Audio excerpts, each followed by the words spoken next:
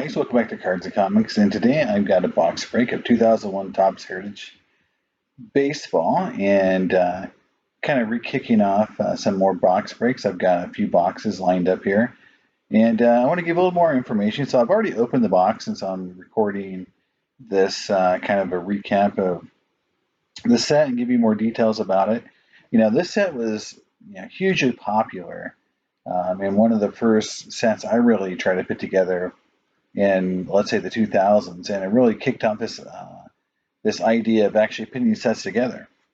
And that's really what Topps designed this for, and it worked really well. Set collecting became in vogue. Early heritage sets up until probably 2012, 2013 were just really popular to put together. And then the product has morphed into more of a hit-based and rookie product. And now you don't see the passion to put this set together. So in 2001, this set was pretty much some short prints, chrome cards, and you get one chrome card and one relic or auto box. And that's really what it was. You just wanted to get your short prints, and if you were doing the master set, get your red and black backs and try to get together.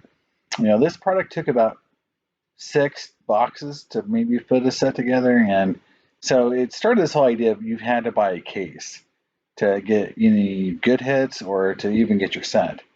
Now this set has lost its popularity, I think, tremendously over the years. It's not even really talked about, in terms of sets that people or cards that people really want to have, and it's, I won't say irrelevant, but compared to the popularity of heritage rookies today, the action rookies, the Mike Trout, even, the Bryce Harper,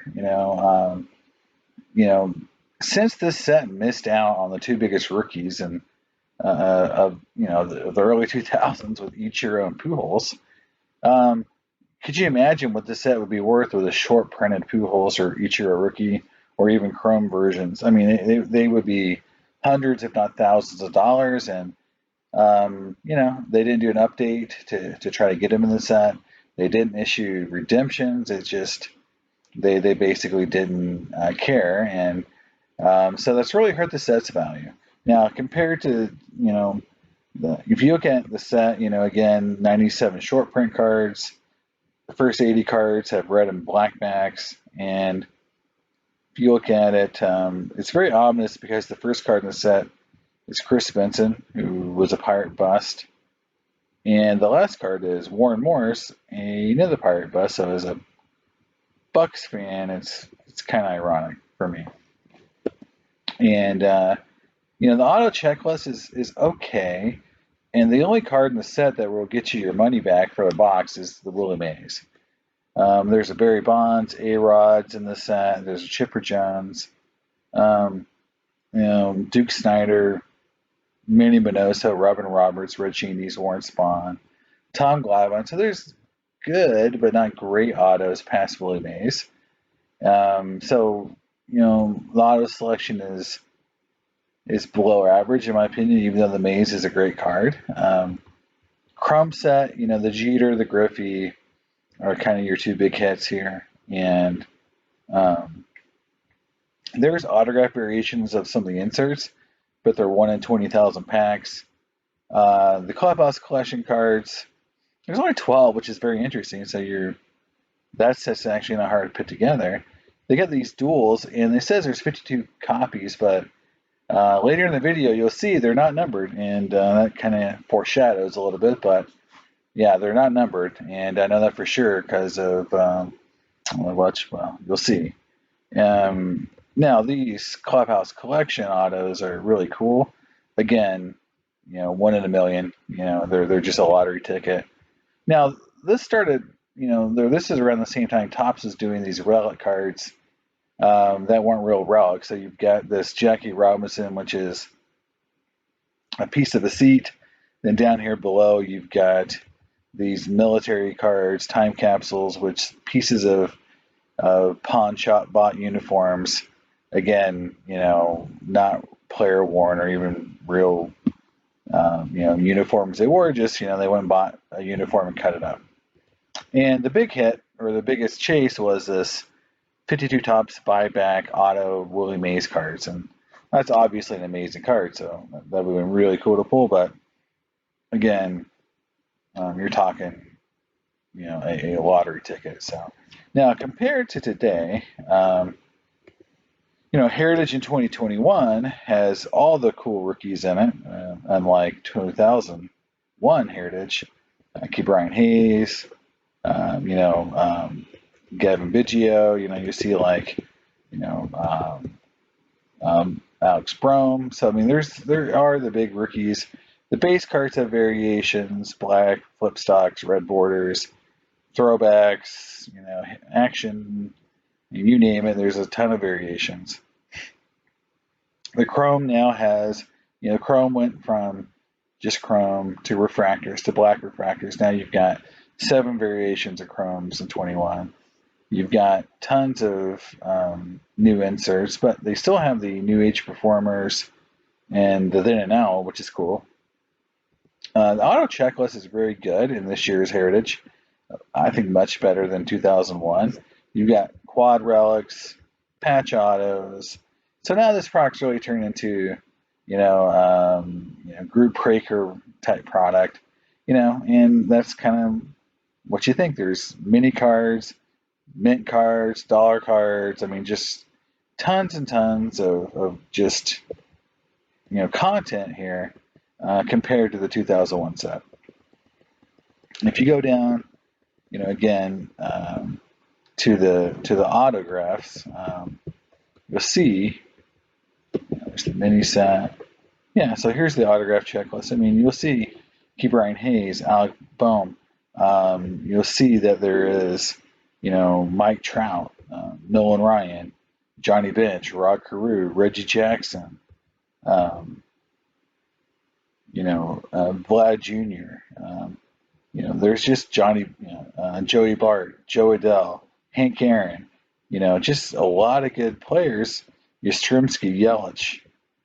Just Bryce Harper. It's a good checklist, and a lot of good players, and it captures a lot of the best rookies and a lot of the good players, and some of the great veterans from the set. So I think it's great. So compared to 21 Heritage to 2001, it's really no comparison in terms of what the content is. It's just without the rookies in 2001 and the fact that set collecting is really not as popular, the set's really gone down. And if you look over here on recent sold on eBay, you'll see a partial Chrome set for $8.85, but I mean, that's less than $10 a card. And so you can see, there's a Chipper Jones red ink sold for $700. So there you go, a red ink chipper will get you a box back, and the base Willie Mays will get you your box price back. But other than a few cards like that, at $4.50 a box, you're not going to get very easily close to your money back. And you'll see a complete set sold for $325.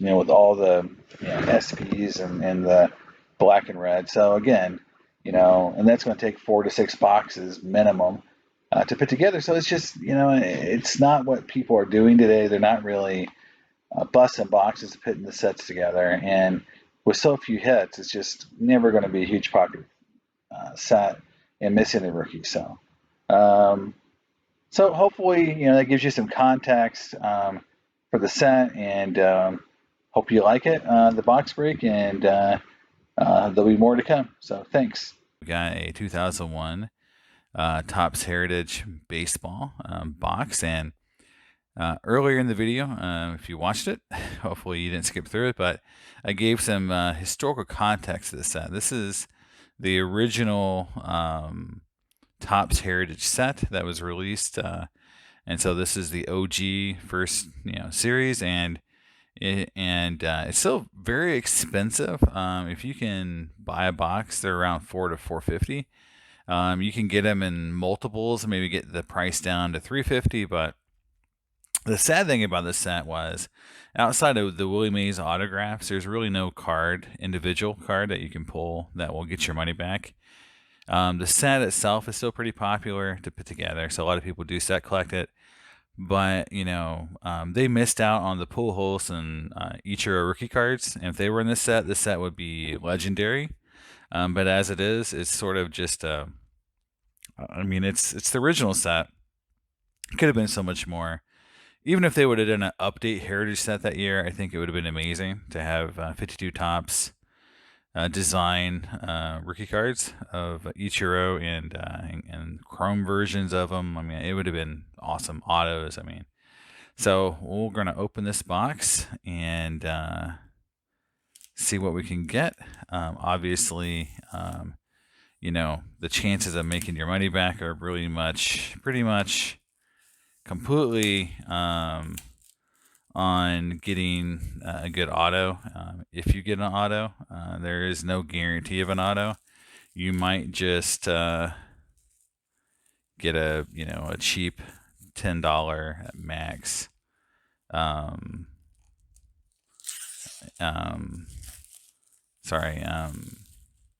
memorabilia card. So it's one of the bad things about this set, and Heritage in general. I know a lot of people that don't like Heritage because, the hits are fairly low per box. So this is kind of like a case breaker product, and it started out that way as well. Now you do get the Chrome cards, and they sell okay, but even if you look at the top selling Chrome cards like the Jeter, you're still not going to make a huge amount back. So we'll start, and we have some sticking here, which is very interesting.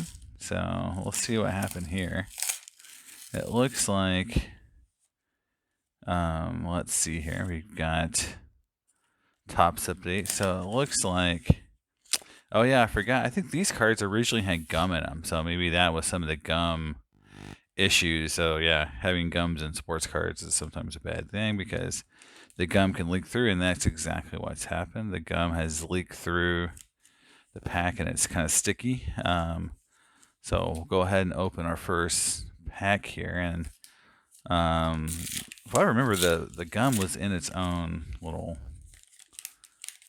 holder, and even in the holder it kind of seeped through that little plastic. So even in the individually wrapped, the gum still damages your cards.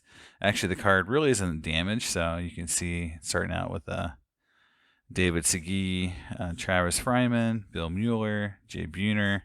Cards aren't really damaged, so that's good. Ray Sanchez, Eric Munson. First insert's a New Age Performers, Piazza. These cards really aren't worth much. A lot of people like the inserts to have the whole complete set, to have the master set. But again, not a ton of money there. And then they did a red on the first series of cards. You have a red and black variation.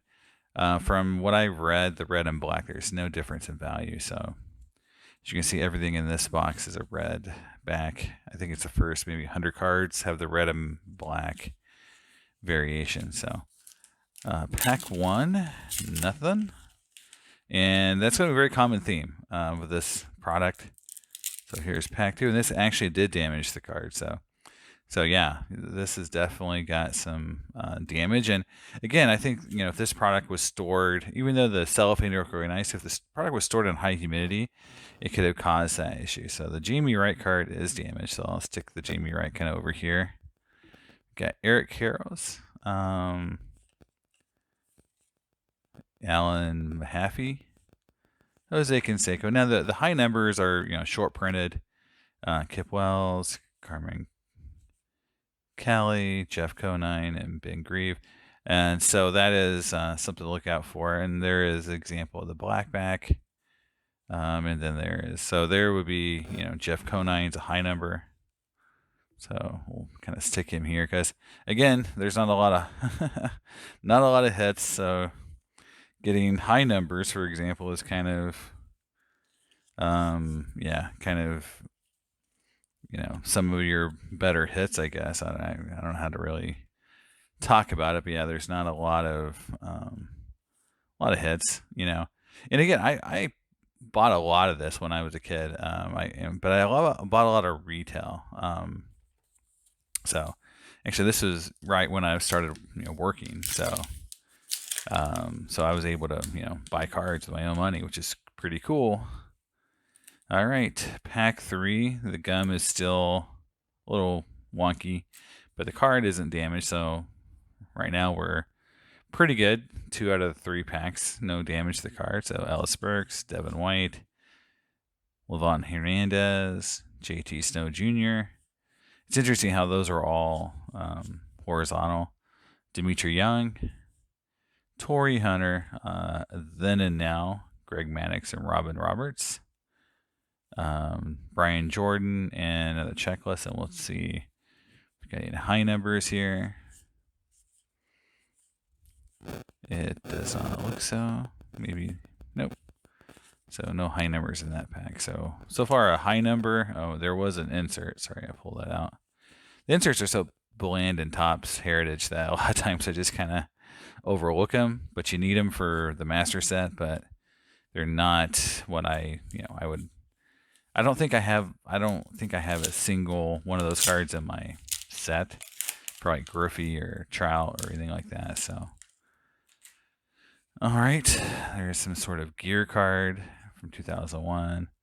Topps did this in 2001, a lot of these kind of gear cards and what have you. Okay, Dustin Hermanson, David Bell, Lee Stevens, Jeffrey Hammonds, Brad Osmus, Carlos Beltran. Okay, there's a classic rendition, and this is one of the better inserts, and a King Griffey Jr., so probably going to be my best hit of the box if I was going to just guess. These are, I think, the tougher to pull inserts, and I got a Griffey, so that's pretty awesome. So right there, I mean, that's defying the odds already, and we'll look at the back. I don't think I have a high number in this pack either, so yeah, so that's actually pretty cool. I'm glad I hit that card. Yeah, these cards are definitely sticky. So that's something to keep in mind, for anyone opening this product is, yeah, this card actually has an issue on this card here. You can see the gum. So I'll pull that out and put it right here. It was a Billy Cock card. Russ Branyan, Preston Wilson, and there is a Griffey. So that's cool. So I've definitely done well on the Griffey cards, and Griffey is card 200. So I've hit 2 Griffies.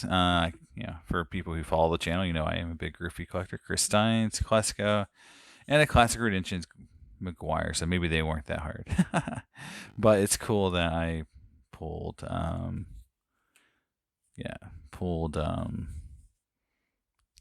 Griffey cards. So I like that. Multiple Griffey cards. So next up.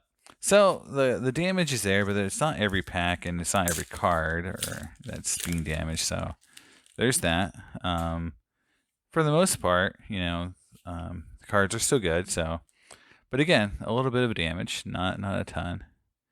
All right, we got Jim Thome, John Halama, Kevin Millar, Gary Sheffield, Jeff Cirillo, Ron Coomer, Todd Zeal, and Todd Helton. So I'm just wondering if there was a high number of this pack. 320 might be a high number. 285, 289. So I definitely think that 320 could be a high number. So we'll pull it out. I'm not really that worried about these. I'm never going to put this set together like this. I'm not going to open packs of a set together. It's much more economical now just to buy the set. I open this because, I never got to open a hobby box when I was buying the retail packs. And I never pulled any auto. So I was hoping to maybe get an auto. And, or some cool Chrome cards. I like to get the Griffey Chrome card or the Jeter Chrome. So it's my goals. Edgar Ventura, Sean Green, Todd Stottlemyre, Juan Uribe, Ray Durham. And the cards do look very nice. Eric Owens, another then and now. So this is Pedro and Bob Feller. And so I think this is definitely a high number. This is 370. So Adam Piot and another checklist. We've got 3 checklists so far. So Tops and giving us plenty of checklist. Okay. Pack feels a little squishy. Okay. The gum's all stuck to the top of the packs. But again, you know, this card is clean. There is no gum issues with it whatsoever. Jeff Shaw, Sean Estes, Juan Encarnacion, Adam Johnson, Dean Palmer, Jeff Sapan, Travis Lee, Benji Molina. There is a blackback. There is a high number, I believe, 375. Travis Lee. So we've got a few high numbers. So no more different color backs. And again, the black backs are just kind of there. I don't think, again, I think if you're doing the full master set, you'll probably do both black and red back, so you need them. But I don't think there's any difference in rarity between the two. So Michael Barrett, Kirk Reuter, Todd Jones, okay, Brian Buchanan, Ty Knowington, Brent Main, Kevin Jordan, and Tim Salmon. Now, I think you're supposed to get maybe 2. There's 399, so there is a high number. It's Brian Jordan. So I think you're supposed to get maybe 2 chromes a box. We'll see. Let me open this up.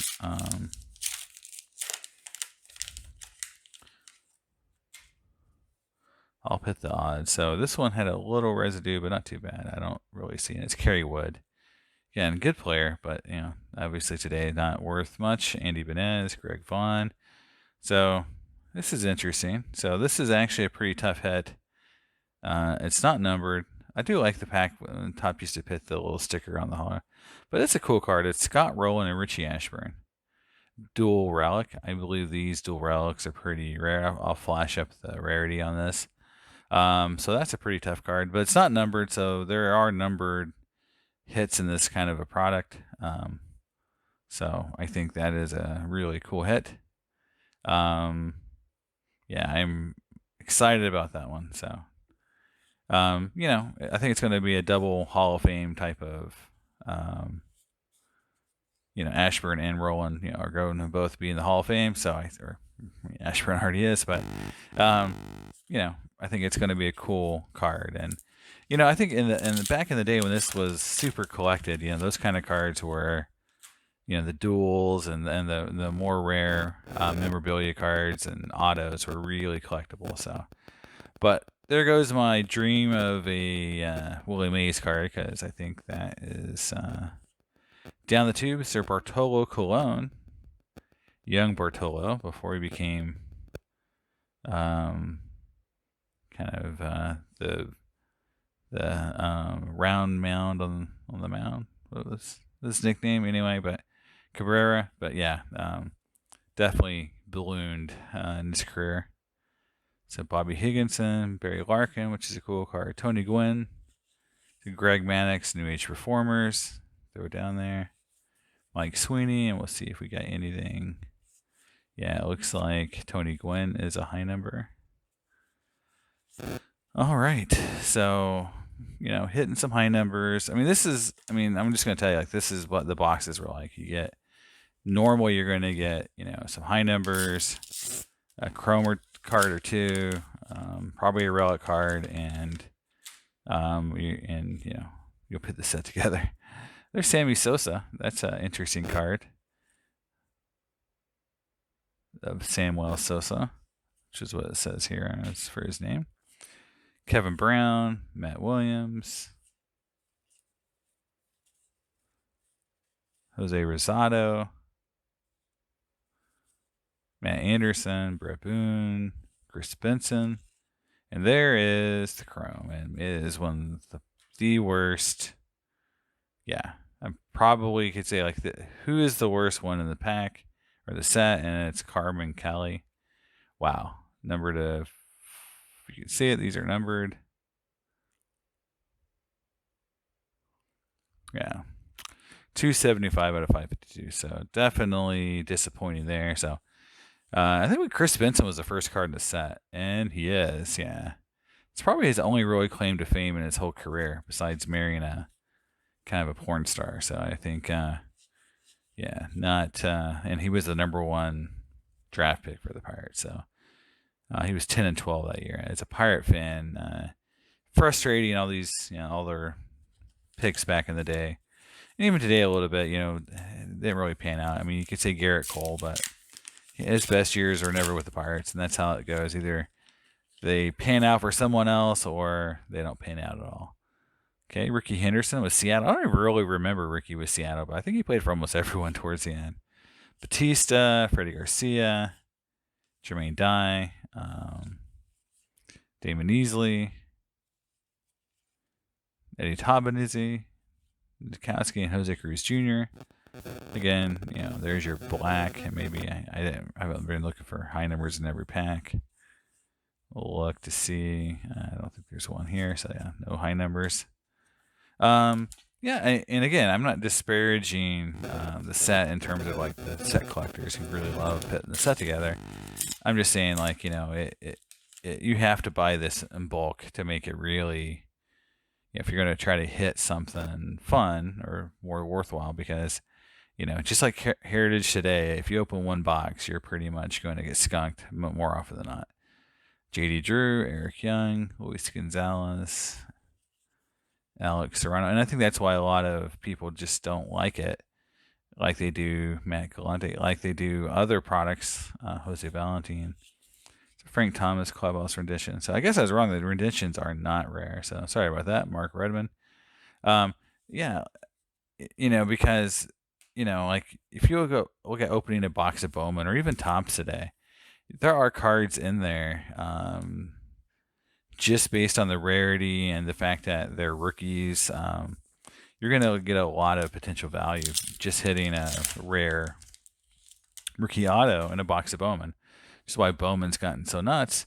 Heritage, you have rookie now. You have like these rookie cards now, but and you have autos and things like that, but you don't have this consistency. And they've added more and more content to this product, and I think that is interesting as well. They keep adding content to it to get people to kind of want to bust box after box, but it's never been a product, Vlad Guerrero Jr. or Vlad Guerrero. It's never been a product where a lot of people can just open it, a lot of it, and speculate on it, because there's just not a lot of value coming out of box after box. And so, it's just not a product that you can see that even, case busters who now do it. But back in the day, this was a tough product to case bust because it just didn't have value box to box, and it never did. It was designed again to be a set, for set collectors to put, the value was in the base cards, right? It wasn't in the inserts, right? The inserts were kind of just there for fun, and they made the really good stuff really hard to get, and which is fun. I mean, that's why some of it was really worth a lot.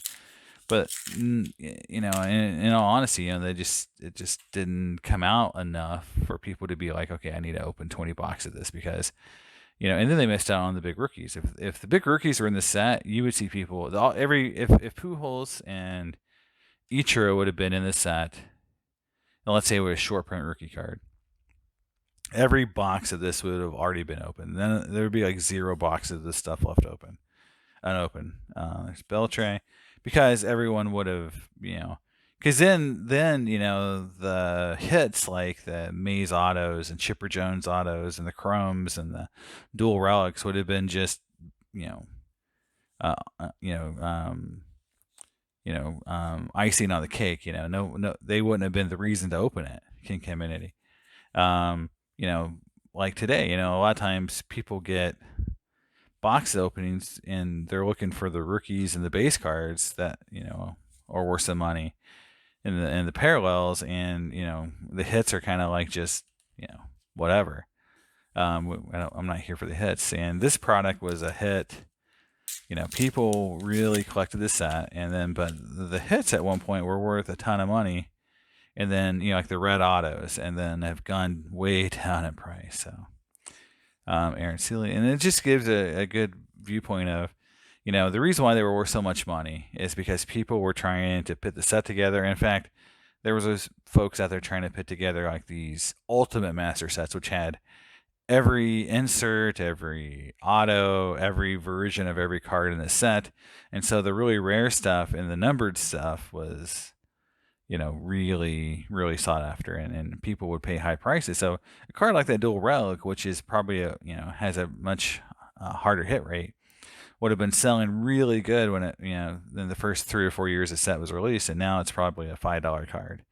Harnish, Henry Rodriguez, and maybe it's not. I don't want to look it up first to see, if people are still paying money for these duels and stuff. But in all honesty, I don't hold up much hope that this is, going to be a $200 or $300 card.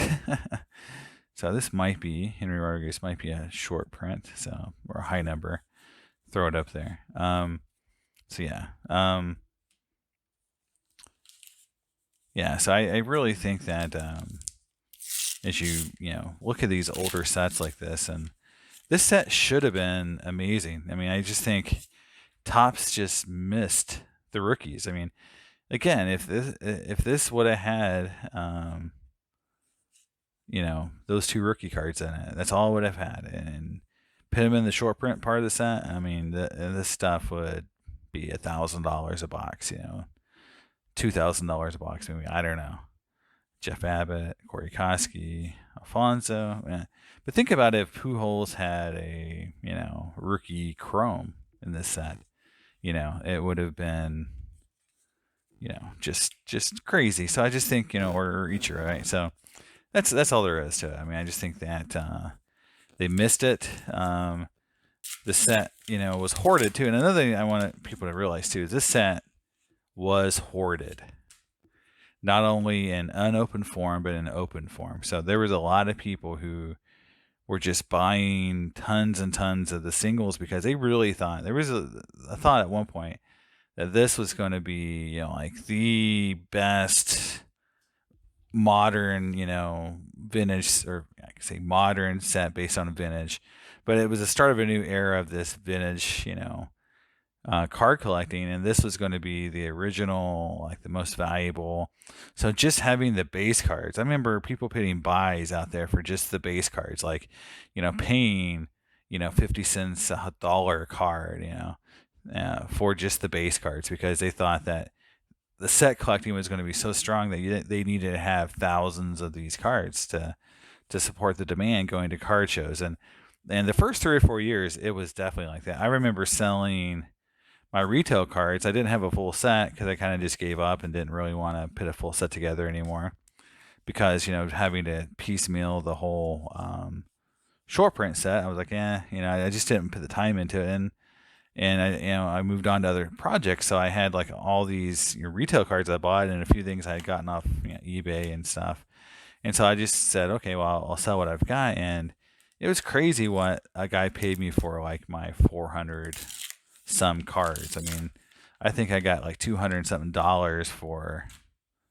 a bunch of commons and a few short prints. Obviously I had some high numbers, but but no other inserts. It was just base cards and high numbers. So nowadays, you would never get anything close to that for a non-complete set. Yeah. Bobby Abreu. There's another Clubhouse classic edition. So I guess New Age performers. Now, this is what's so interesting about Topps today. So Topps is, if you open a lot of Topps products, right, you know the drill, right? Pretty much like one insert a pack max, like in Heritage, right? So they would never do this where you get like 2 inserts in the same pack. So the New Age performer Vladdy and a Manny Ramirez classic redemptions. So it's interesting that happened back in the day. So yeah, but so the hoarding part of it is even on the unopened. I know back in the day I had tons of people who I knew that were hoarding this set, And their idea was that, yeah, this was going to be a huge set in the future. Unopened was going to be scarce because everyone was going to want the singles. Channel Park, cool card. And that, you would just basically not see it on the open market, and they were going to hoard it and then dump it on the market when there was, that's a cool card. Derek Jeter. I like that card. And dump it on the market when, prices went way up. And so there was this, a lot of people hoarding it, and now you're seeing this product trickle on the market, into the market. And, slowly, I mean, the prices aren't really that stable if you buy it in bulk. You can get, again, this product for close to $300 a box, which, it was, never, I think a lot of people who hoarded it really thought this was going to be $1,000, $2,000 box type product 20 years later, right? So I haven't hit a base Jeter. I've hit the classic renditions Jeter. So Tony Armas Jr. So that's the only really. There's Masato Yoshi, cool card. But yeah, that's the only really other player that I'm kind of looking for. Yep, not in that pack. So I got a couple packs left, and I don't think I'm going to hit anything else in terms of cool inserts. I'm just hoping to hit a Jeter base card. Yeah, this is like, I'm not disappointed because I knew this is kind of how it was going to go. The law of averages on this kind of product is that, yeah, you're going to get kind of a relic card and one chrome and a bunch of base. There's a Bernie Williams, cool card. All right, final pack. Hoping for the Jeter card, and hope you enjoyed the video. Hope you kind of enjoy this, kind of look back on this set. And again, I think there's a lot of people who still love this set, but definitely didn't end up doing what people thought it would. Womack, there's a McGuire, cool card. Randy Johnson, two good Hall of Famers, or should have been a Hall of Famer and a definitely top tier Hall of Famer right there. James Baldwin, Kyle Loesch, Benitez, and Jimmy Haynes. So no Jeter except for the classic renditions. So we'll go through the kind of the hits. Yeah, so I got the Griffey, the Jeter, Manny Ramirez, Frank Thomas rendition. So I got almost every cool one there. My chrome was Carmen Cali, which is probably the worst one you can get, but I did get this card. So I got a cool card. This is just a cool card. Dual relic out of this product is rare, and so I think I did okay there. And so overall, I'm happy with the box. It was fun, and I guess I've never done a hobby box before, so there it is. Hope you guys enjoy it, and I'll see you next time. Bye.